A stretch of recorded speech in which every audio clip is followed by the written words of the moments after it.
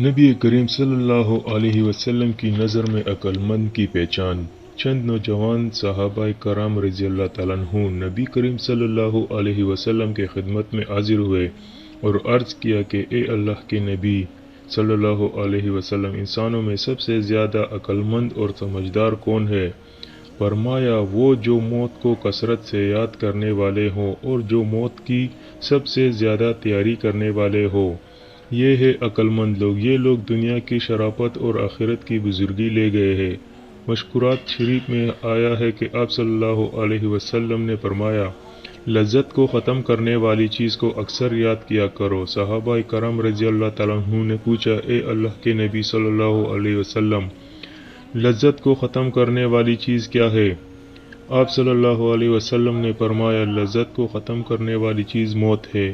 سیدنا عائشہ رضی اللہ تعالیٰ عنہ فرماتے ہیں کہ ایک بار نبی کریم صلی اللہ علیہ وسلم سے پوچھا کہ اے اللہ کے نبی صلی اللہ علیہ وسلم، کیا کسی کا حشر شہیدوں کے ساتھ بھی ہوگا؟ آپ صلی اللہ علیہ وسلم نے فرمایا، ہاں، اس کا جو اپنی موت دن رات میں 20 مرتبہ یاد کرتا رہے گا۔ جس طرح کوئی بھی عقل مند انسان پل کے اوپر گھر نہیں بنایا کرتا، اسی طرح اللہ والے اس دنیا سے دل نہیں لگایا کرتے ہیں۔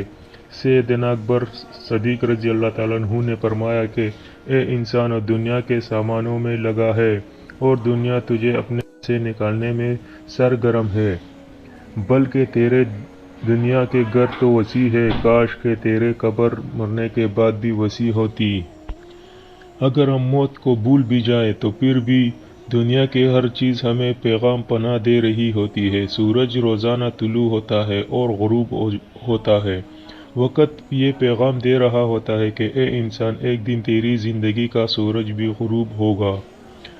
ایک درخت کا بیج بویا جاتا ہے، پہلے ایک ننھا منا پودا بنتا ہے، پھر تن تنہا اور درخت کی شکل اختیار کرتا ہے، جلا دیا جاتا ہے یا فرنیچر کی شکل اختیار کر لیتا ہے۔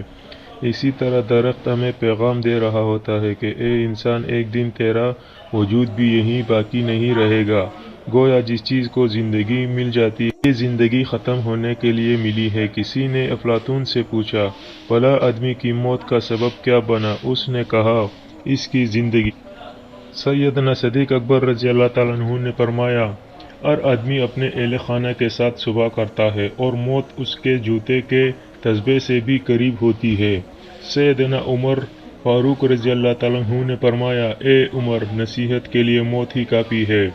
سیدنا عثمان غنی رضی اللہ تعالیٰ عنہ نے فرمایا کہ بے شک دنیا کے نعمتوں میں سے تجھے اسلام کی نعمت کافی ہے، دنیا کے مشاغل میں سے تیرے لیے اطاعت کا مشغلہ کافی ہے، اور بے شک عبرت حاصل کرنے کے لیے تیرے لیے موت کا عبرت کافی ہے۔ بچے کو آخرت کی فکر۔ بلول دانا ایک بزرگ تھے، وہ کہیں جا رہے تھے۔ انہوں نے راستے میں کچھ لڑکوں کو دیکھا، وہ کھیل رہے تھے۔ ان سے آگے تھوڑے سے فاصلے پر ایک لڑکا خاموش بیٹھا تھا، اس کے چہرے پر سنجیدگی تھی اور اداسی نظر آتی تھی۔ فرماتے ہیں کہ میں نے دل میں قیام لگایا کہ یہ دوسرے بچے اسے اپنے ساتھ کھیلنے نہیں دیتے، اس لیے یہ مغمول بیٹھا ہوا ہے۔ چنانچہ میں نے سوچا کہ چلو میں اس کی ہنسی کر دیتا ہوں، وہ خوش ہو جائے گا۔ میں اس بچے کے قریب گیا اور کہا کہ تجھے دوسرے بچے اپنے ساتھ کھیلنے نہیں دیتے؟ اس نے میری طرف آنکھ اٹھا کر دیکھا اور کہنے لگا، بلول، آقا کا فرمان ہے، اَفَحَسِبْتُمْ أَنَّمَا خَلَقْنَاكُمْ عَبَثًا، کیا تم گمان کرتے ہو کہ ہم نے تمہیں بے فائدہ پیدا کیا ہے؟ اس لیے ہمیں کھیل کود کے لیے تو نہیں پیدا کیا گیا۔ میں حیران ہوا کہ اتنے کم عمر کے بچے نے اتنی مضبوط اور پکی بات کہی ہے۔ میرے دل میں خیال آیا کہ یہ بچہ بڑا دانا نظر آتا ہے۔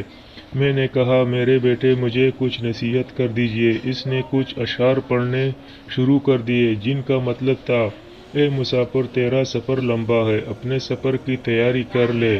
میں نے یہ سن کر رونا شروع کر دیا۔ جب طبیعت ذرا بحال ہوئی تو میں نے اسے پوچھا، اے لڑکے، تیری عمر تو بہت تھوڑی سی ہے، اب رہا ہے، اللہ کی ذات کی ہیبت سے کیوں اتنا زیادہ کانپ رہا ہے؟ وہ کہنے لگا، بلول، میں گھر میں دیکھتا ہوں کہ آتی ہے تو چھوٹے چھوٹے لکڑیوں کو اکٹھا کر کے پہلے آگ سلگاتی ہے، پھر بڑی لکڑیوں کو ڈالتی ہے تو آگ بھڑک اٹھتی ہے۔ بیلول جب میں یہ منظر دیکھتا ہوں تو کانپ اٹھتا ہوں۔ دل میں خیال آتا ہے کہ اللہ رب العزت نے جہنم کو بھڑکانے کا وعدہ کیا ہے، کہیں ایسا تو نہیں کہ روز محشر وہ چھوٹی عمر کے بچوں کو اکٹھا کر کے جہنم کی آگ میں پہلے ڈالے گا، آگ سلگ اٹھے اور پھر بڑے لوگوں کی باری بعد میں آئے۔ میں اس لیے روتا ہوں کہ اللہ تعالیٰ مجھے جہنم سے پناہ عطا فرما دے۔ بیلول رحمۃ اللہ علیہ فرماتے ہیں کہ یہ سن کر تو میں بے ہوش ہو گیا، مگر وہ لڑکا کہیں چلا گیا۔